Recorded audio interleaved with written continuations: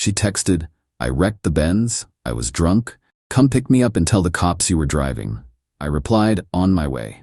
Then I texted her father the location, the crash details, and a link to the dashcam footage. The next call I got was from her lawyer. I, 34 male, am a luthier. I restore stringed instruments. It's quiet, meticulous work. It requires patience and a very steady hand. I guess that's why I was able to put up with my fiancée, Bianca, 29, for so long. We were supposed to be married in 4 months. Her father, Arthur, is one of those men who owns half the city and thinks modesty is a brand of boat. He's a lot. Bianca's his perfect image daughter, and I apparently was the stable, artistic, grounded guy who looked good on her arm. Our living situation: I rent a townhouse with a ground floor workshop. It's my dream space. My name is on the lease. Bianca moved in 18 months ago. The car, a brand new Mercedes C-Class coupe. A congratulations on the engagement gift to her from Arthur. But Arthur is cheap where it doesn't show. He found out my auto insurance policy, thanks to my spotless record, was almost 60% cheaper than what he could get for her. "Alex, my boy," he said, "let's put her on your policy. It's just a formality. I'll have my girl send you the check for the premium." Like an idiot, I agreed. The check was always late, if it came at all. Because I was now financially tied to her driving habits, I insisted on one thing: a high-end dashcam, one that uploads to the cloud. Bianca threw a fit. "It's ugly, Alex. It ruins the aesthetic. It's like you don't trust me." "I don't trust other drivers, B. It's for insurance. Non-negotiable." She eventually agreed, pouting the whole time. This all leads to last night, 3:14 a.m. My phone lights up. "Bianca, Alex, I messed up. Bad." My heart jumped. I was half asleep. Before I could type, the follow-up came. "Bianca, I wrecked the Benz. I was drunk. Hit a parked car or something. Nobody saw. I'm on road name about a mile from the house. Come pick me up and tell the cops you were driving. Now. Just say I was upset and you came to get me and you hit the car." I read that text 3 times. Tell the cops you were driving. She wasn't asking for help. She wasn't scared for her safety. She was ordering me to take a DUI, a hit and run, and a felony charge. To sacrifice my entire life, my career, my clean record so she wouldn't have to deal with the consequences of her actions. All the little entitlements, the daddy will handle it moments, the casual way she'd forget her wallet. It all coalesced into this one sociopathic demand. My hands were shaking, but not from fear. It was cold. I looked around my bedroom, at her designer clothes thrown over the chair. Then I thought about my workshop downstairs. About the 1920s Italian cello I'm restoring, my life's work, a project worth over $50,000. All of it gone for a woman who would trade my life for her convenience. I took a deep breath. My hands became steady. I am a meticulous man, after all. "My first action," I replied. "Me, on my way."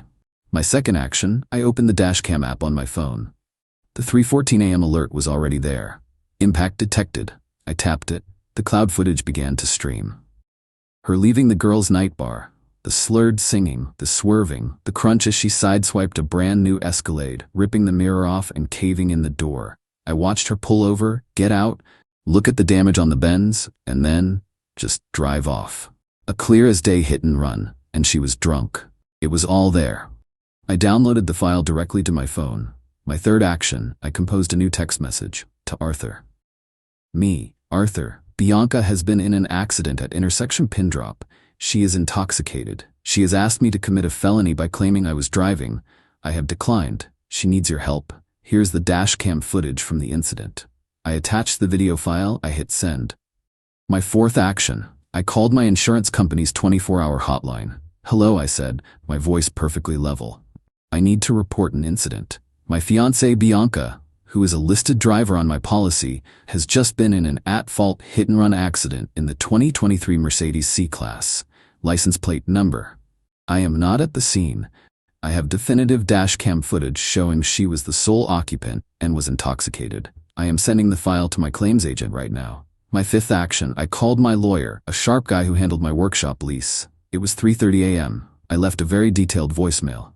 "Greg, it's Alex. I'm in serious trouble. My fiancée just..." I laid it all out. "I'm anticipating significant legal blowback from her father, Arthur. I need you. Call me as soon as you get this."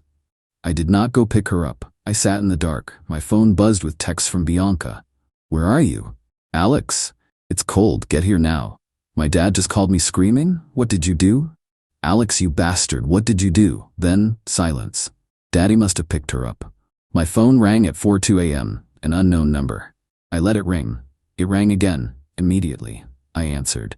Alex? The voice was smooth, cold, and expensive. This is Alex, I said. This is Julian Croft. I represent the Arthur's last name family. We need to discuss your cooperation.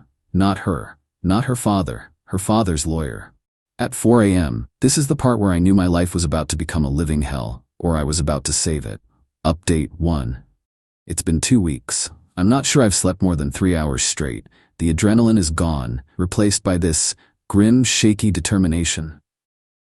So the call with Julian Croft, the family lawyer. Alex, he said, his voice slick with fake sympathy. Mr. Arthur is handling the situation with Bianca. She's just a young, panicked woman. There's been a terrible misunderstanding. Was it a misunderstanding that she asked me to take a felony for her? I asked. She was drunk, Alex, hysterical. People say silly things. Now this dashcam footage you've distributed, that's a complication. It's a private family matter. It's an insurance matter, Julian. An illegal one. I sent it to my insurance company to prove I wasn't driving.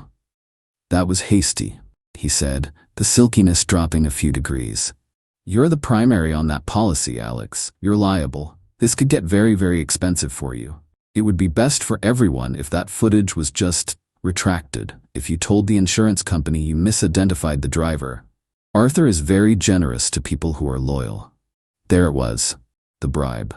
The threat. Loyalty? She asked me to go to prison. I'm loyal to not being in prison. My lawyer will be in touch. I hung up.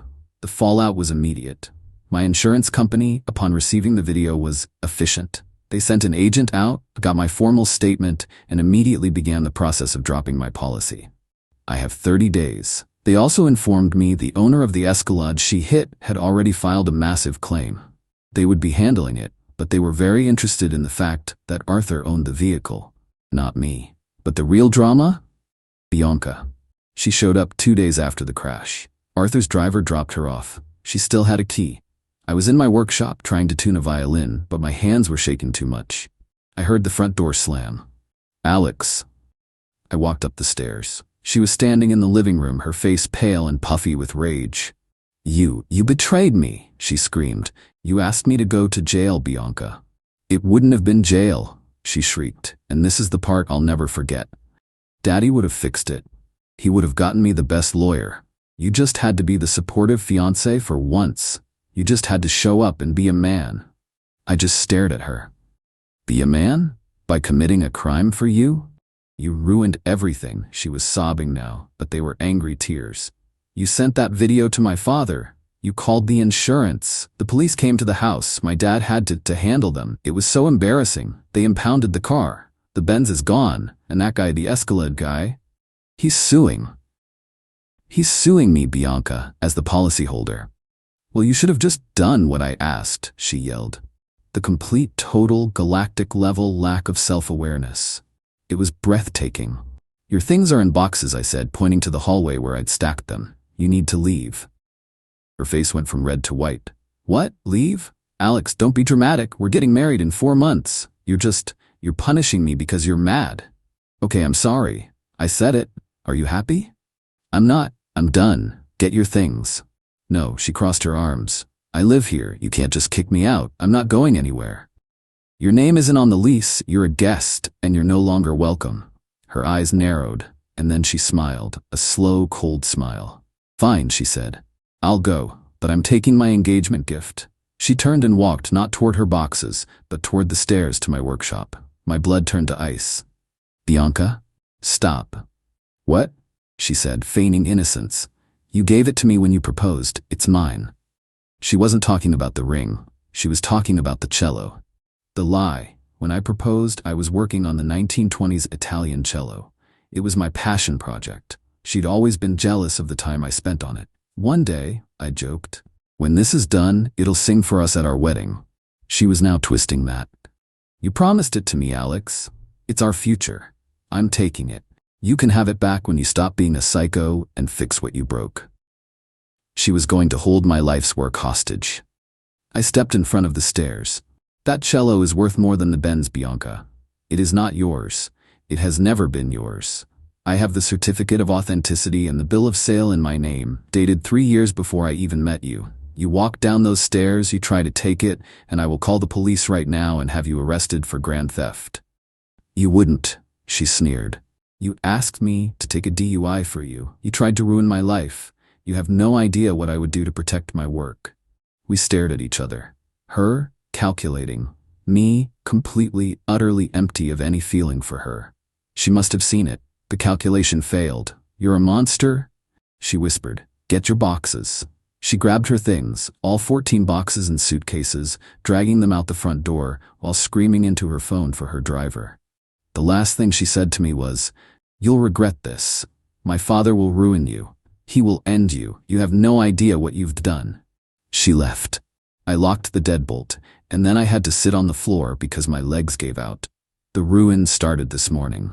I got a call from Greg, my lawyer. "Okay, Alex," he said, "the fight is on. Arthur's team is here. First, the good news. The insurance company is subrogating the claim. They're going after Arthur personally as the owner of the vehicle, since their driver, Bianca, was engaged in criminal activity. You're still on the hook for the deductible, but the big claim is their problem." "That's great," I said, relieved. "Now the bad news. Arthur's lawyer, Croft, is countersuing you." "For what?" "Emotional distress, defamation, and, get this, breach of fiduciary duty as a domestic partner." "What does that even mean?" "It means they're going to argue that you, as her fiancé, had a duty to protect her, and by sending that dashcam footage to her father and the insurance, you defamed her and caused irreparable harm to her reputation." Her reputation? She did a hit and run." "They're not arguing the facts, Alex. They're arguing your loyalty. They're going to try and bury you in legal fees. They're going to make this so expensive you'll have to declare bankruptcy. This is a war of attrition. Arthur is trying to break you." So, that's where I am. Getting sued by my ex-fiancé's billionaire father for not covering up her felony. I'm scared. This is out of my league. But what else could I have done? Final update. It's been 4 months. 4 months of hell. 4 months of legal bills that made me physically ill. 4 months of sleeping in my workshop because I was too anxious to be upstairs. But it's over. The lawsuit was a nightmare. Arthur's legal team, led by Julian Croft, was exactly as advertised. They buried me in paperwork. They filed motion after motion. They deposed me for 9 hours, trying to paint me as a controlling, abusive partner. "Mr. Alex, last name," Croft said. "Isn't it true you forced Bianca to be on your insurance?" "No, Arthur requested it to save money." "Isn't it true you installed that dash cam not for safety but to monitor her?" "No, it was a condition of her being on my policy." "So you did force her. You created a hostile environment. My client was terrified of you. She was scared to come home that night, wasn't she? Isn't that why she drank? Because she was so afraid of your reaction?" It was insane. They were trying to argue that I was responsible for her DUI. My lawyer Greg was a bulldog. He countered everything. But it was costing me a fortune. Arthur's plan was working. He was bleeding me dry. Meanwhile, the other parts of the plan were in motion. The Escalade owner, his civil suit against me, as the policyholder, was moving forward. The cops. This is where it got interesting. The police, who had let Bianca go that night after her dad handled them, were suddenly under pressure. The Escalade owner's lawyer was good, and he was raising hell about the special treatment the driver received. The local DA, who was not in Arthur's pocket and was facing an election, saw an easy, high-profile win. They formally charged Bianca. DUI, hit and run, reckless endangerment. The video was undeniable. This is when the entitlement, the sheer audacity, hit its peak. I got a call. "Julian Croft." "Alex," he said, "no more slickness, just cold anger. This has gone too far. The DA is pressing charges. This is your fault. You could have made this all go away." "I didn't drive drunk, Julian. Listen to me, and listen closely.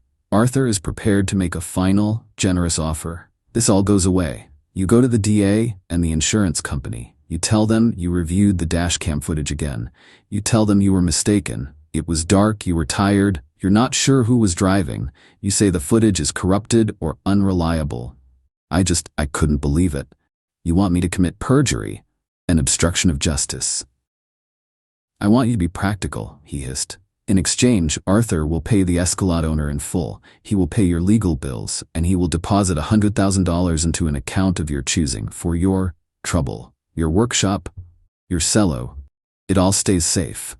I looked around my workshop. At the cello, safe in its cradle, he was threatening my work, my life. So commit multiple felonies, ruin my own credibility, and let her walk free for $100,000. It's the best deal you'll ever get, Alex. You have 24 hours, or we proceed with the lawsuit, and I will strip you of everything you own, starting with that oversized violin in your basement. I'll think about it, I said. You do that, he said. Click. I sat there, my heart hammering. He called me on my cell. My personal cell. I took a deep breath. I am a meticulous man. I called Greg. Greg, I said, you're not going to believe this, but I think Mr. Croft just committed a crime. And my phone? It's set to record all my calls. Has been for 2 weeks. The next 48 hours were a blur. Greg got the call recording. He immediately filed it with the judge in the civil case, along with a motion for sanctions and to have Croft's entire firm dismissed for gross misconduct. He also sent a copy to the district attorney's office. The DA, who was already building a case against Bianca, now had a witness tampering and bribery charge to level at her lawyer. The entire Ruin Alex campaign didn't just stop, it imploded. The resolution, the practical, satisfying part.